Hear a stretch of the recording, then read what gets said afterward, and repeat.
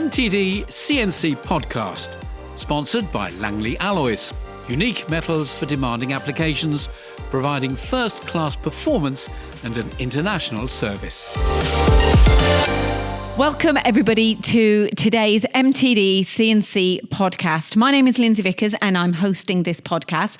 And I have some fascinating guests sitting with me today. Now, we've come along to a company called JWA Tooling. They're based in Leicester. They're very well-respected tool makers. And we've done some videos today on behalf of Whitehouse Machine Tools on their brother machine. However, as we were in conversation this morning, I found like the team were really interesting, and I thought, right, I wanted to create some content and get into their heads about what it's like to run a machine shop in 2024. Find out a little bit more about the climate, what's going on in industry from both perspectives, actually. So from the manufacturer's perspective, but also the company's perspective. So I'd like to introduce to you all some of the people who are taking part in this podcast. So let's start off with yourself. We've got Pete Wood here, who is the director here at JWA. How are you doing today, Pete? How are you? I'm very good, thank you. Have you enjoyed yourself today? It's been a great day. It's been action-packed. It's definitely been. We've been quite busy producing some content. So we've got Pete here. We've also got the technical director here. That is Tim Shillabeer, an excellent surname. Thank you very much indeed. I think it gets me some notoriety from time to time. Yeah, it does. And you've been on camera today, haven't you, Tim? I have been on camera. Yes, not my favourite part of the day, but yeah, I think it went quite well. It did, and it's slightly different from a normal working day, isn't it? Very different from a normal working day. He says through gritted teeth. And then we've also got Anthony Biggs, who's recently joined the sales team at Whitehouse Machine Tools. How's your day been, Anthony? Very good, thank you. Very good. But you haven't been on camera. I haven't, no. Just been in the scene. So it was good. In the background. Yeah. Okay, so it's really good to have your company, and you guys don't want to hear from me. You want to hear about topics here. So let's begin. Let's start off with what, from your perspective, start with Pete. What's going on in the current climate from your perspective, Pete? In the current climate, I think the whole industry seems to be sort of tentatively waiting for something to happen, maybe with the budget.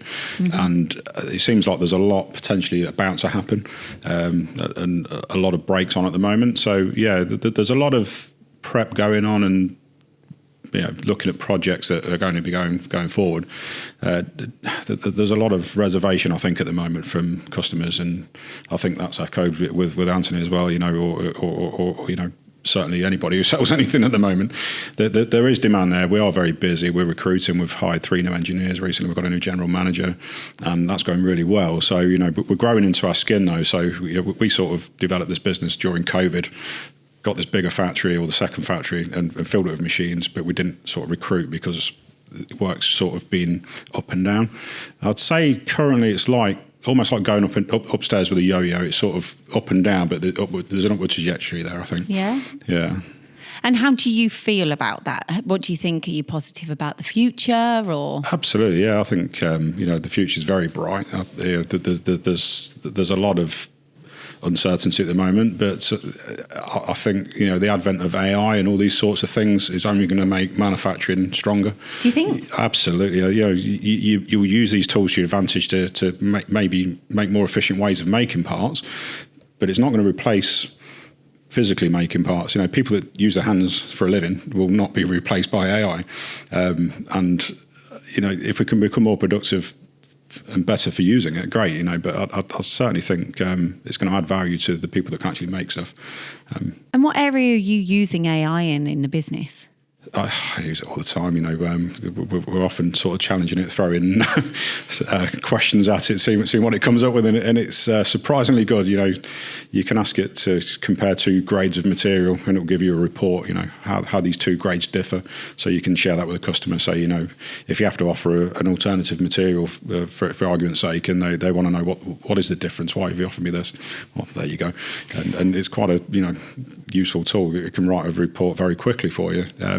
But going forward, you can see sort of applications in programming and learning programming styles and things like that. So, if programming becomes easier, I think it's only going to benefit productivity, really. If you can get a job up and running quicker, then, fantastic.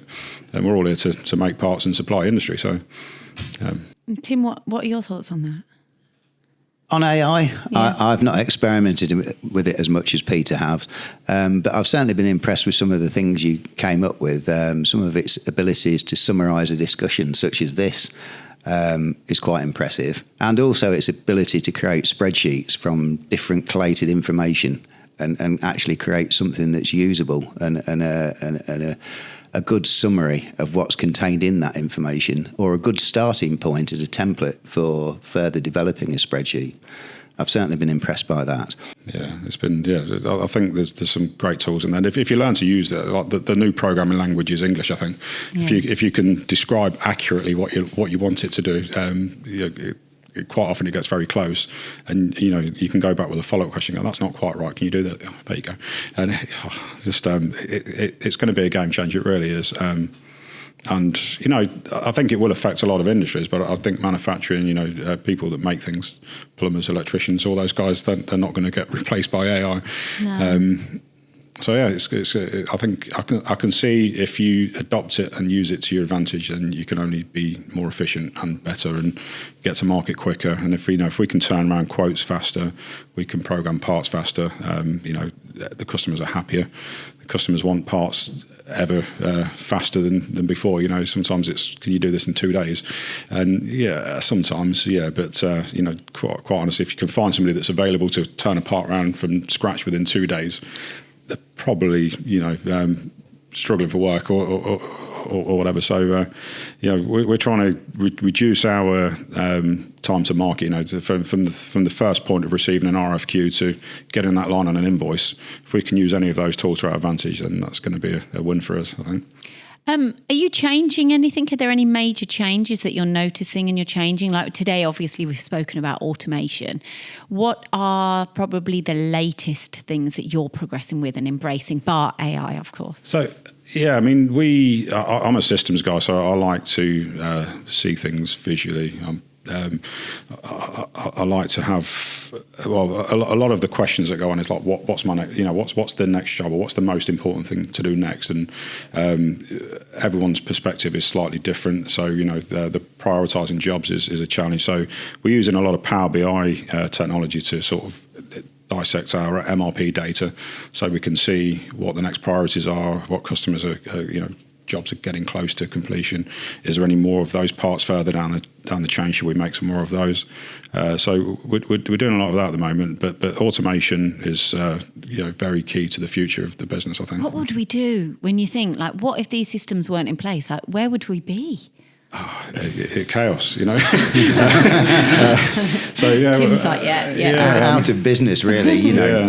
Out of business and watching other people stride forward while we didn't. But yeah, so yeah, I mean, I came into the business maybe 15 years ago and inherited a lot of organised chaos, if you like, and a lot of things that you just had to know that could have been in systems are now in systems. So we can pick up or remember knowledge from previous jobs and repeat that job without having to rely on somebody's. Oh, you got to see that guy before you can do this job because he's got some inside knowledge.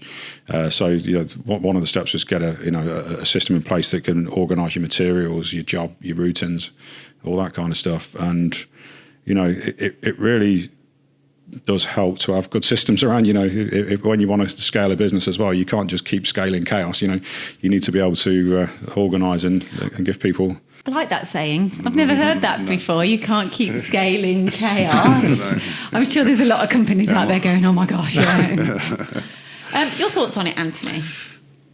Yeah, efficiency is the name of the game. And I think as a supplier of CNC equipment, principally my world focuses on the machining aspects. It's easy to not neglect, but I say to somewhat forget that there's efficiency gains elsewhere.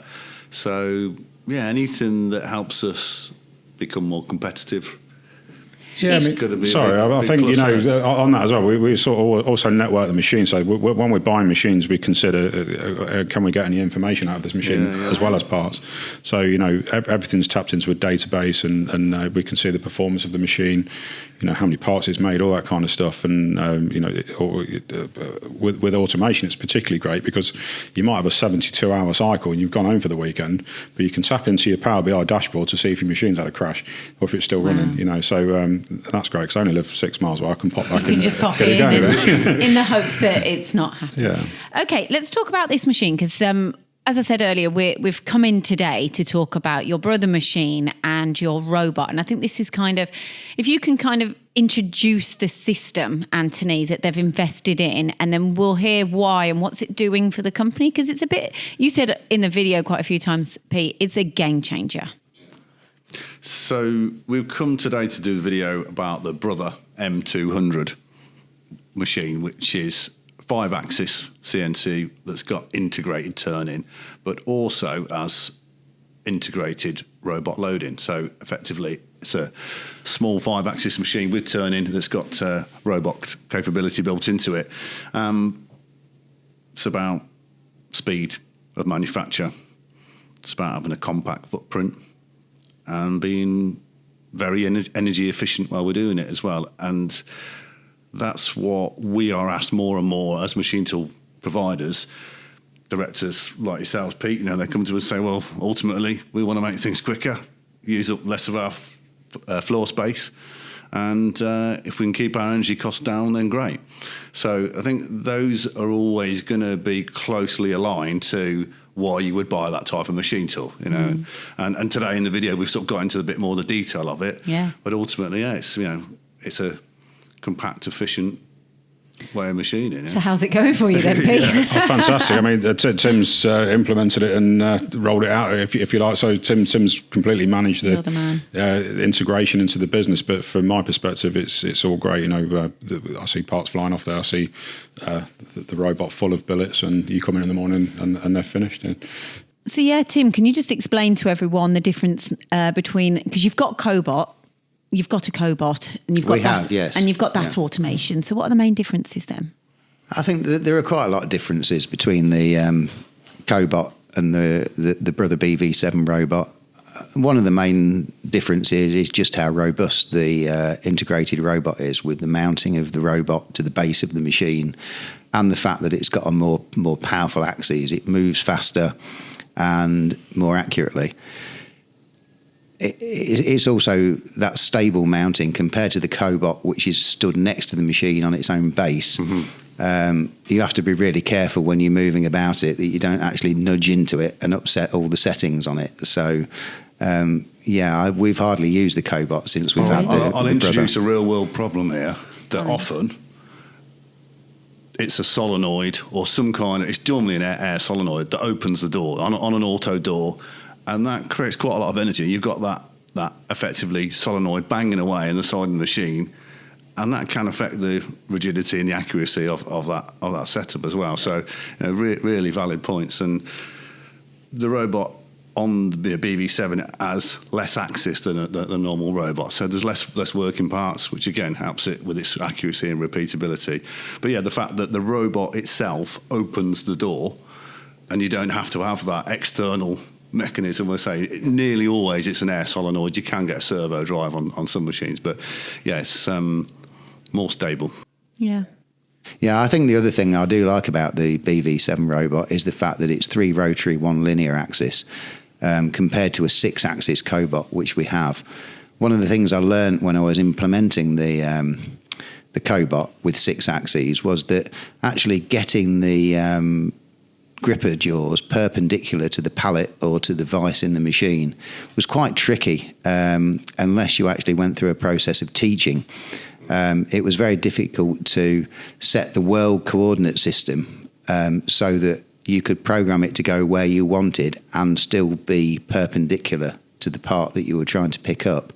We had a number of problems, especially when you're loading into serrated jaws, which will grip the part in any the orientation that you place it. And if you don't place it flat down on the base of the jaw, the serrations, you just grip it where it is. And we certainly noticed a difference in product quality from when we got the part sitting firmly down on the base of the jaws compared to just being slightly lifted and only held by the serrations but not supported by the base of the jaw.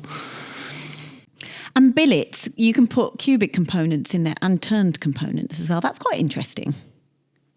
Yes, well, it's actually not so much of a challenge as you might think. One of the first things we did with our brother robot was to design our own gripper jaws and to 3D print them. And actually that just takes so much work out of dealing with gripper jaws, because if you can 3D print the shape, you can pick up any shape, round, square, or even we had a set of jaws that was custom to the profile of a particular part.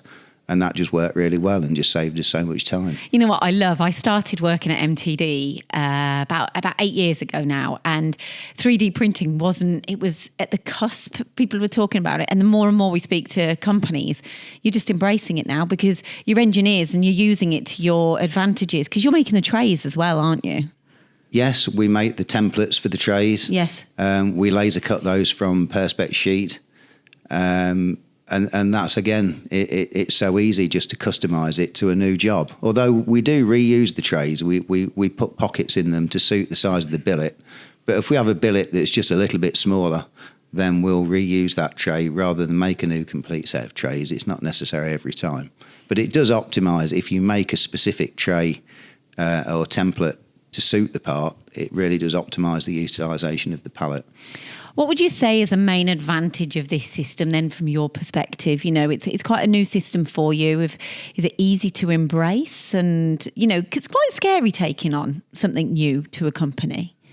Yeah, I guess I wouldn't say it was necessarily scary. Tim likes a challenge. Tim when you see him in a new challenge. It's like maybe it was. Yeah, well, it's also quite rewarding when you see it in action. I mean, there's certainly nothing like the first tray of parts when you've set it up and you've run it and you go away and you come back an hour later and you look and you think, my word, it's done all those. And, you know, I would have had to stand there, or somebody would have had to stand there, and they wouldn't have got that level of productivity. Even better when you come in the morning and there's just 10 trays of parts complete, and they just need unloading and replacing. This is a podcast, so you can't see his face, but he's got a big beaming that we can. But that's satisfying for you and obviously the business as a whole. Yeah, certainly is. Well, of course, it's good for the business, and although we still have more capacity to go with our machine. We haven't filled it, but we're getting better and better each time we implement it. Interestingly, Pete, you said earlier about the fact that you used to do more R&D, and this is opening a whole new world for you. And then that kind of backs onto what you've just said, Tim, regarding your guys don't want to be, your staff don't want to be standing there doing laborious work. But you couldn't have done what you're doing now back then. Oh, definitely not. No. And you can see all of our guys are interested in solving the problems, and our skill level is exceptional. And once you've got someone who, Tim, you saw his face, and he likes solving the problem of, I've nailed this process. And for automation, that's great. But on a standard load one billet at a time machine, you tell a guy that's just optimised a job and really nailed the process and got his pass off, and the inspection report looks great, and go, right, I need 1,000 of them. His heart just sinks, know. So, but we're not at a level where we can employ a team of people to just do that work, because there isn't enough of it at the moment, and also the price per part is also often higher because a person is tethered to the machine all the time. So to deploy automation and have a 1,000 or 500 or 30 billets inside your robot, and it can run unmanned, you can reduce your margins and therefore give your customers a better price and hopefully deter them from going to low-cost countries or low-quality countries. It fits really well with something that I hear, I've been hearing more from the market, where I may follow up on an inquiry which's gone a bit quiet, maybe you think it's gone dead, and the customer says, well, actually, when we priced it up, it wasn't worth it for us. We would have made that level of investment if ultimately the customer was prepared to pay a little bit more per part. But they crunch the numbers and they say, well, we're going to have to invest X and we can only charge Y for the parts. So, if we can be offering, more competitive solutions that basically are available to the customer and they can then price their parts accordingly, we've got more chance of winning some of that work back. Something that Pete's alluded to and we've discussed is that often you'll go through this process of the R&D and you'll establish the quality of the part, but then the customer will effectively reduce the quality of the part. They'll cut their cloth to suit the manufacturing resource that's out there.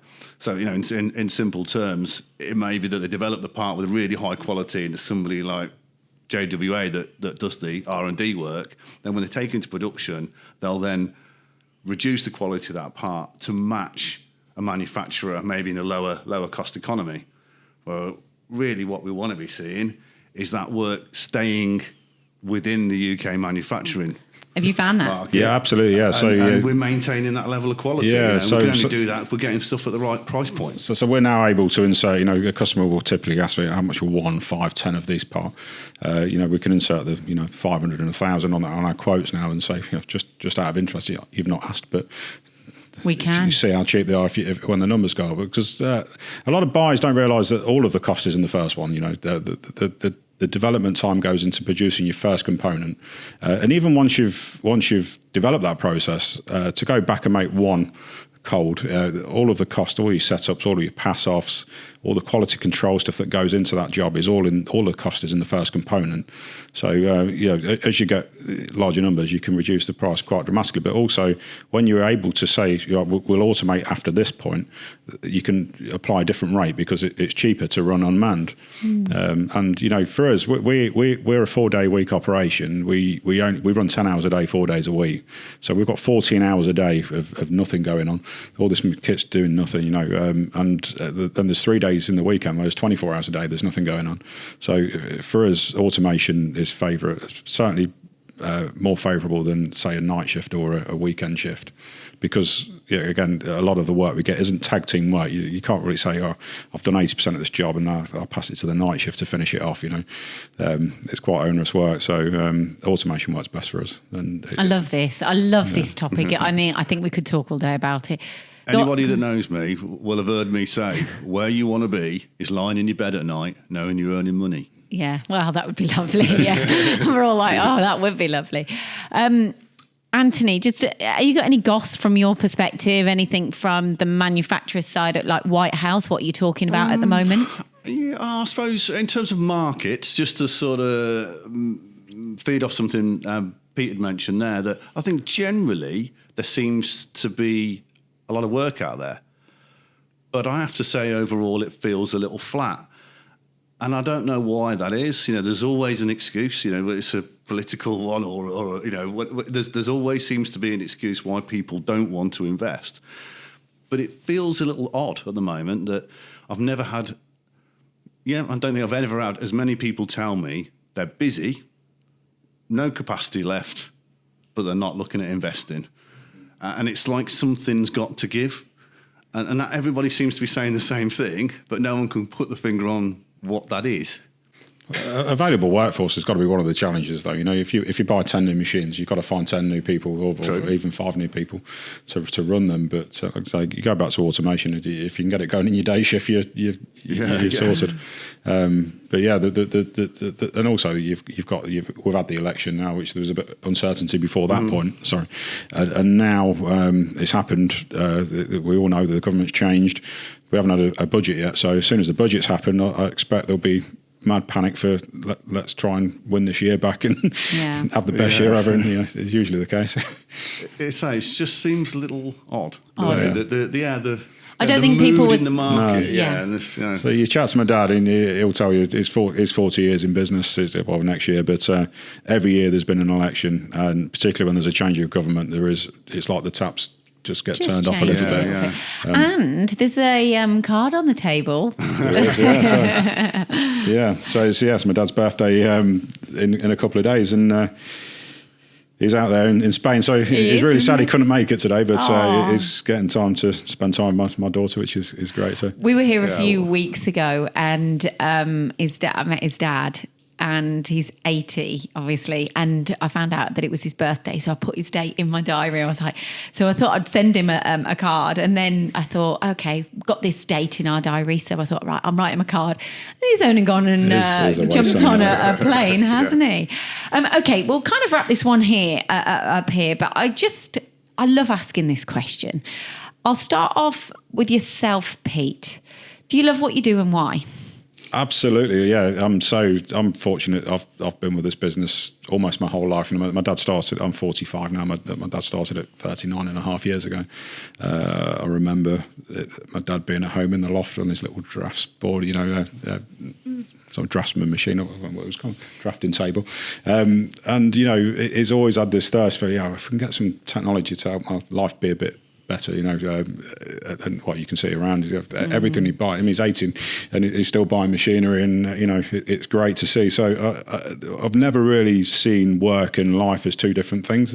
There's never been a divide. It's just you can see one that big when thing. you meet your dad. You can. Yeah. Interestingly, your dad's got this funny story. When he was working in the loft, it used to be so hot up there, so he'd be machining and working on components in his pants. Yeah. it does get warm up there. But absolutely brilliant. He's old school. But like I say, he's got no interest in retiring or having some cash. He'd rather, if he had some cash, he'd rather buy a load of machines and see what we can do with it. And it's fantastic. And to get to work with your dad is great as well. Some people will say,